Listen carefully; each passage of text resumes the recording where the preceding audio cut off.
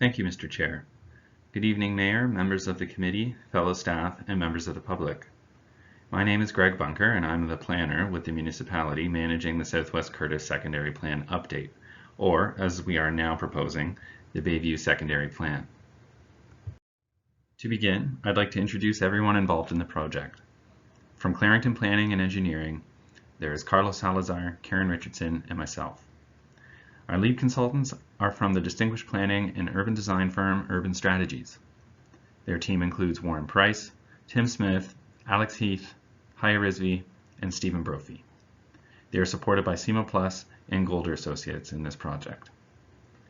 To help guide the work, a steering committee was formed following the project's terms of reference.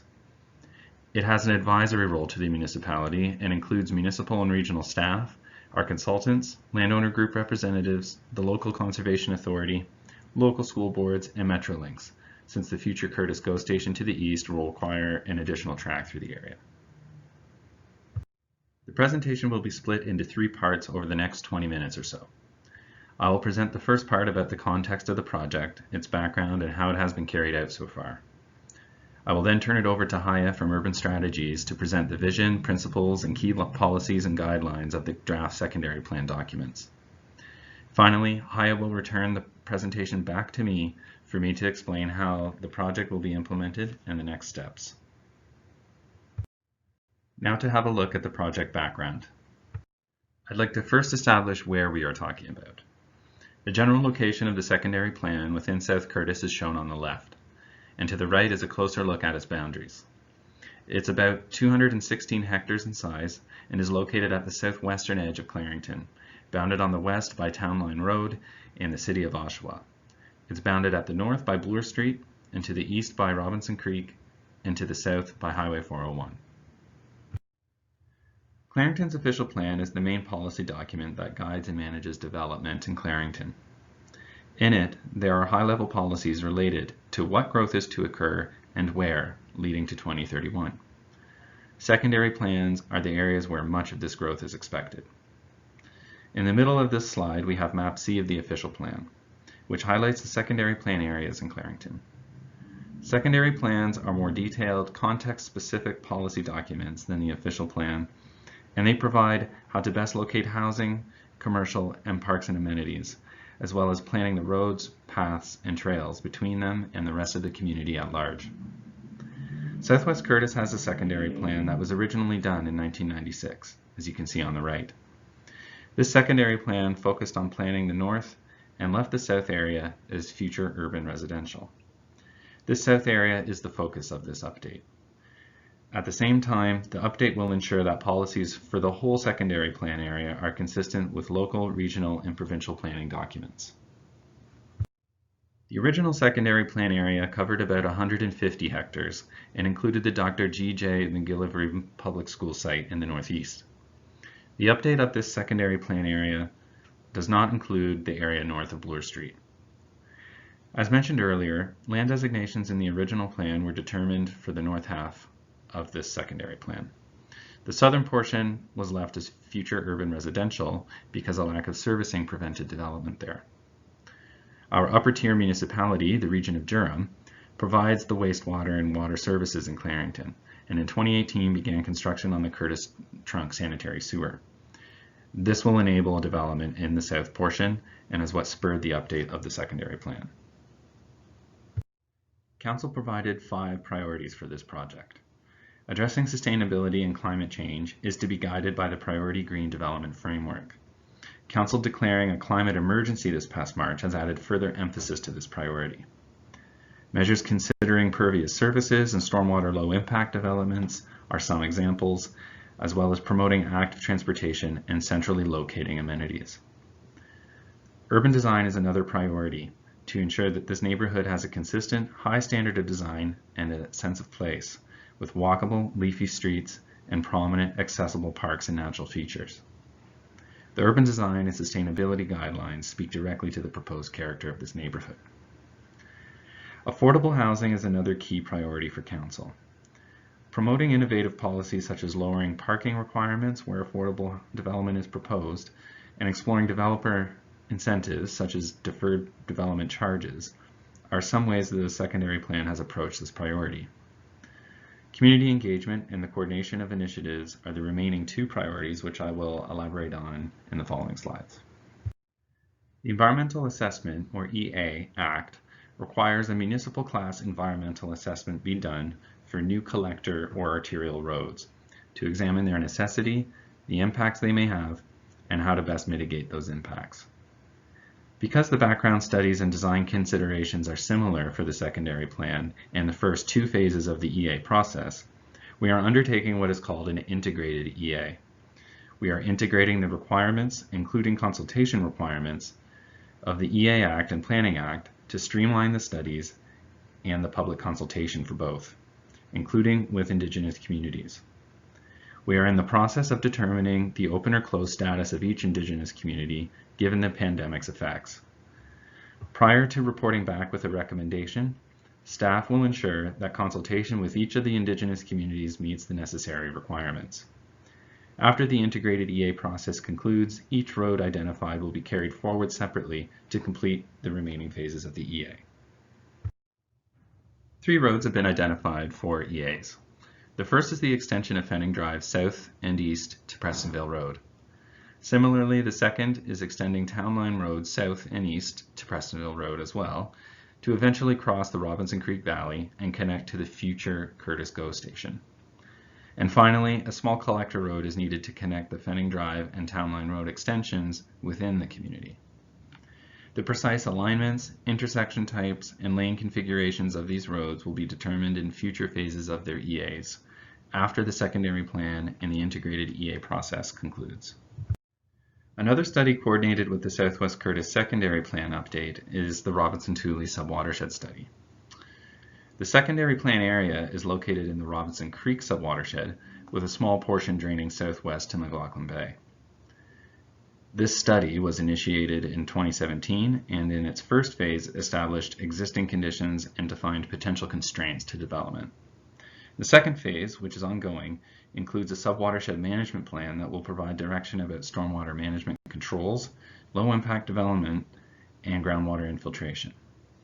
Other strategies to protect and enhance the existing natural heritage system will be included as well.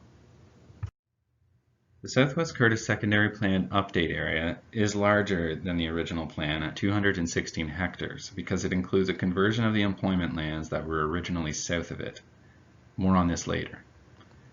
The northern section of the plan area is already mostly built out. This area includes the South Courtice Arena, 3 parks, and 2 commercial plazas. Recently, a higher density mixed-use development has been approved for the southeast corner of Bloor Street and Town Line Road. In the southern portion of the plan, it is mostly agricultural. The St. Volodymyr and St. Olya Ukrainian Cemetery, as well as a tributary of Robinson Creek, are located here. The CP rail line also runs through the south. There are 4 stages to the secondary plan process. Stage 1 focuses on initial public and technical background studies input. Stage 2 develops design principles and alternative land use plans based on Stage 1. Stage 3 selects a preferred land use plan based on further public input and technical studies.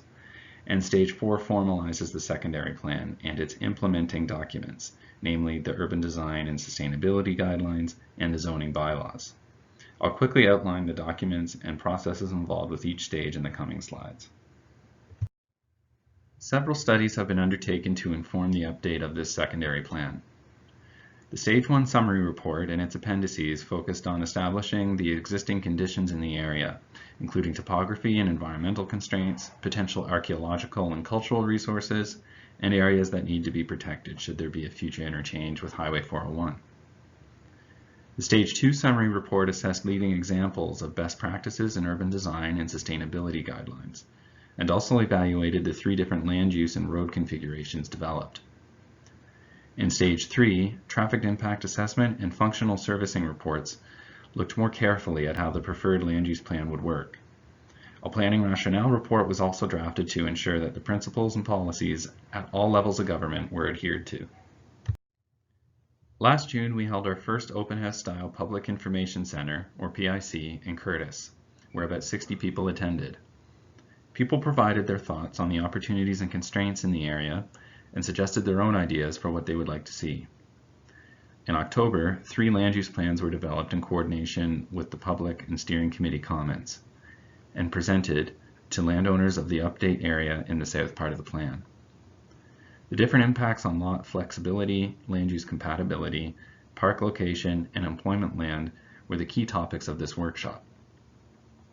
A few weeks after that workshop, PIC number 2 was held to inform the public of the options and to solicit their thoughts on the same themes. Attendance was lower at about 32, but still provided the team with a sense of direction towards the preferred plan. Since PIC number 2, we have been working with the steering committee, other staff, and agencies to arrive at the preferred plan. This was what we intended to present at a 3rd PIC this spring, which was prevented by the pandemic.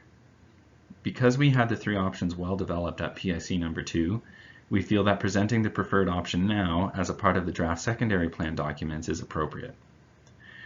We can take the feedback that we have received and will continue to receive and refine the plan in time for making a recommendation report to Council in the fall. This will also provide time to develop the supporting draft zoning bylaws that would be presented to Council after the recommendation report for the secondary plan is approved.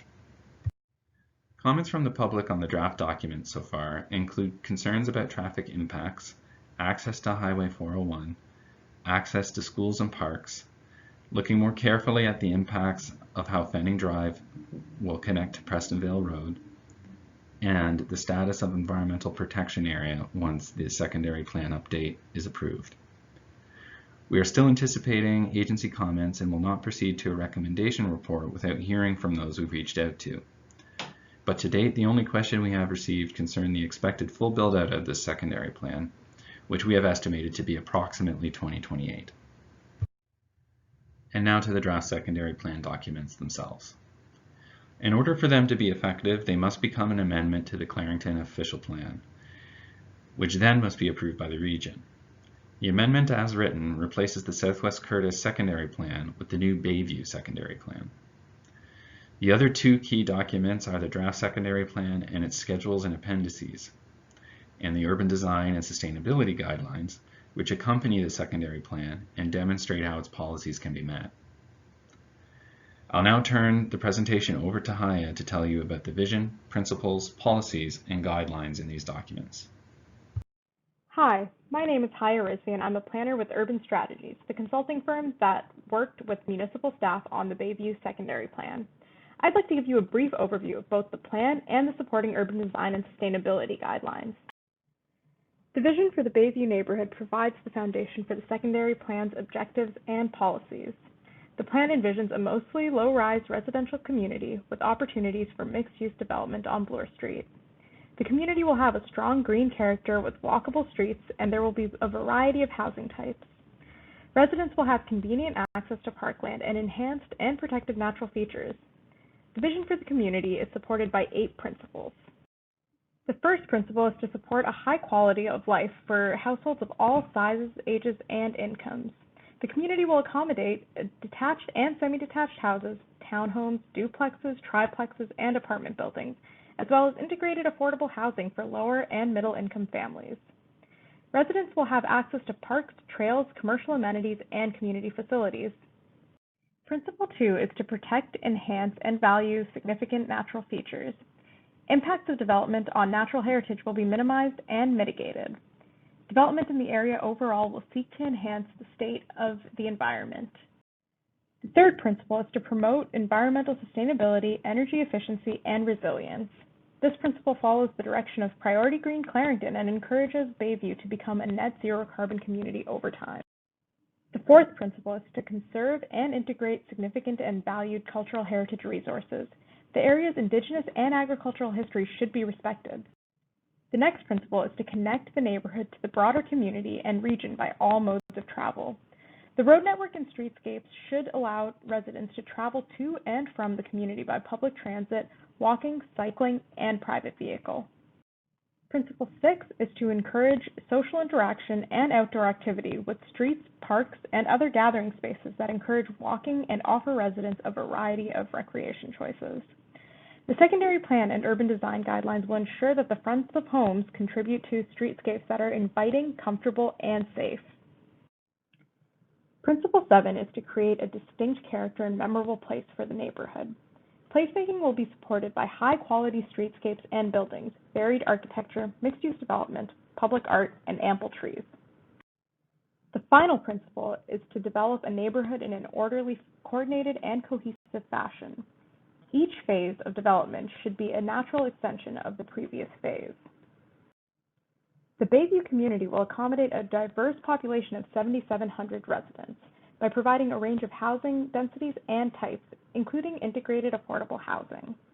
Areas of low-rise residential development, shown in yellow, will be a dominant feature of the Bayview community, with several other elements helping to organize development and contributing to its character. Environmental protection areas along the Robinson Creek Valley largely define the eastern boundary of the secondary plan area and will extend into the heart of the community. 3 arterial roads frame the plan area: Bloor Street to the north, Prestonvale running north-south in the east, and a curving extension of Town Line Road that will meet Prestonvale. Collector streets will provide direct connections to the arterials through an extension of Fenning Drive and a new, short, north-south collector. Fenning Drive will become the neighborhood spine intended to support a grid-like network of local streets. The unbuilt Bayview community will be anchored by 2 central neighborhood parks, one located adjacent to the Robinson Creek Valley and a second south of the Town Line Road extension adjacent to the cemetery. Stormwater management facilities will enhance the natural environment, ensuring it is a defining and accessible feature of the community. As a regional corridor planned for higher-order transit, Bloor Street will be the primary location for higher-density housing and commercial amenities for the neighborhood.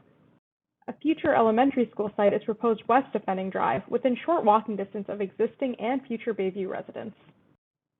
Turning to the policies of the secondary plan, they cover 6 policy areas tied to principles and objectives of the plan. Key policies within the environment, energy, and water section ensure that development and human activity does not have adverse impacts on natural heritage and hydrologically sensitive features, as well as their ecological functions. That natural green corridors are established along Robinson Creek and its tributaries and valley lands linked to other natural heritage features, that there is a significant increase in the tree canopy throughout Bayview, and that the design of buildings, infrastructure, and open spaces meets a high standard for energy and water conservation and helps to mitigate the impacts of flooding and droughts. The Bayview Urban Design and Sustainability Guidelines reinforce these policies by promoting environmental sustainability through LID, or low-impact development strategies, and prioritizing the preservation of ecological diversity and natural features. The secondary plan identifies properties in Bayview where future archaeological assessments will be required and other properties of potential cultural heritage value or interest. Policies in the plan ensure the necessary studies will be completed prior to development. The intent of other policies is to conserve and reuse culturally significant historical buildings and their immediate landscapes, and to reflect the area's cultural heritage in the public realm, including parks. Policies in the streets and mobility section have 4 primary objectives: to ensure the road network facilitates the use of public transit, walking, and cycling, to establish an interconnected network of trails, road, and active transportation facilities within the neighborhood and linked to the broader municipal network, including planned destinations east of the Robinson Creek, to establish inviting, comfortable transit stops within the neighborhood, and to ensure buildings and parking facilities can adapt to changes in travel behavior and new transportation technologies. The Bayview Urban Design and Sustainability Guidelines reinforce these objectives by providing further guidance for the layout of streets, the designs of streetscapes, and general locations for trails. Policies for parks and community facilities will seek to ensure that the public realm is inviting, comfortable, and safe, and that parks are highly visible, accessible, and usable. The parks accommodate a range of neighborhood-scale facilities for residents of all ages and abilities. That significant natural features and stormwater management facilities enhance the open space network and trail connections within the network. That trees are planted in the public and private realms to define streetscapes and parks. And that public art is integrated into the design of public spaces. The Urban Design and Sustainability Guidelines provide more specific guidance regarding the design of parks. Thank you, Haya. Now to wrap up the presentation with how the plan is to be implemented and how it is to proceed from here. The secondary plan provides direction for how it should be implemented. There are requirements for roads and municipal services to be in place and operative prior to or coincident with development. And each phase of development should be next to previous phase with lot patterns that are rational and efficient. The Bayview Secondary Plan is intended to guide future development from Bloor Street southward to the 401 corridor, including on lands currently protected for employment uses. These lands are no longer considered appropriate for employment, and a request to convert them to residential uses will be considered by Durham Region through the Municipal Comprehensive Review process. The Secondary Plan and Urban Design and Sustainability Guidelines, together with an area-specific zoning bylaw, will ensure Bayview grows and evolves to become a more complete community that meets the needs of households of all sizes, ages, and incomes. Once the three documents are adopted, the next step will be for landowners to submit development applications supported by detailed technical studies, which will be reviewed by the municipality for conformity to the vision and plan for Bayview. As you know, we are currently at the public meeting point of the process, having had 2 open houses over the past year. A third open house was planned this spring, but was canceled due to the pandemic. We may still have a third open house in the fall, should Council wish, based on input from this meeting. We will continue to take comments from the public, staff, and agencies over the summer as we revise the secondary plan documents in preparation for making a recommendation report to Council in the fall. A draft zoning bylaw presentation to Council would follow shortly thereafter in order to implement the policies of the updated secondary plan. Tonight we've presented an overview of the background behind this secondary plan update, the processes and consultation involved, and the vision and principles of the secondary plan documents. Finally, we concluded with how the plan will be applied and what next steps are to be taken in the process. If there are any comments or questions, we have myself, Carlos, and Karen from the municipality available on the line, as well as Tim Smith from Urban Strategies and Dan Campbell from SEMA. Thanks everyone for your participation and interest in the project this evening.